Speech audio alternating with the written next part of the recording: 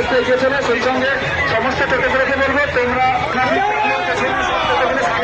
আসবে, আমাদের ঘুমবাজার পর্যন্ত হবে। সবাইকে আস্তে আস্তে কর্মী চাকরির পিছনে সবাই আস্তে আস্তে আসবে, তাই হতে হবে।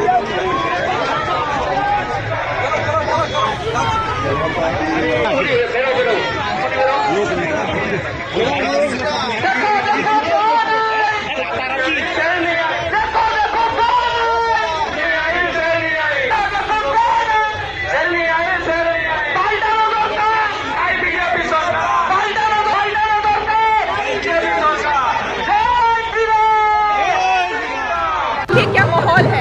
नंदीग्राम की जनता ने कभी भी अन्याय नहीं सहा है। स्वतंत्रता संग्राम से लेकर आज तक जो है अन्याय के खिलाफ लड़ाई करी है और यही हम देख रहे हैं। पिछली बार भी ममता को यहाँ से भगाया था, बॉडी बन गई थी वो, और अब जो है यहाँ से आई ही नहीं, कहीं और से जाके जो इलेक्शन लड़ रही है। ये नंदीग्राम की जो है वो ताकत है, ये उनकी शक्ति है। तो इस बार भी हर जगह देखो भगवा दिख रहा है, हर जगह श्री राम के नारे लग रहे हैं, माँ काली के नारे लग रहे हैं। तो ये हमारा बंगाल चुनाव के लिए बहुत ही उत्साहपूर्वक जो है ये वातावरण भाजपा का सरकार आएगा डेफिनेटली पूरी तरीके से। आना तो पिछली बार भी था, लेकिन कुछ ना कुछ करके ऐसी कूटनीतियाँ करी गई, इस तरह से घुसपैठी को जो है वो आप कह लीजिए कि जो भी हुआ वो हमारे पीछे है। अब जो है डेमोक्रेसी के द्वारा ही जो है प्रक्रिया पूरी तरीके से जो है वो फेयर एंड स्क्वायर होगी।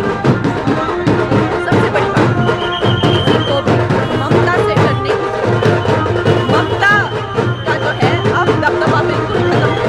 सेंट्रल फोर्सेस हर जगह, हर जगह पे, हर नाके पे, हर चौराहे पर जो है वो तैनात है। ममता के भय से आकर वोट देने की जरूरत नहीं है। ये मैं सब बहन बेटियों को, भाइयों को ये जरूर। मैम पार्लियामेंट में जो महिला का संरक्षण बिल, मैम पार्लियामेंट में महिला संरक्षण बिल पास नहीं हुए।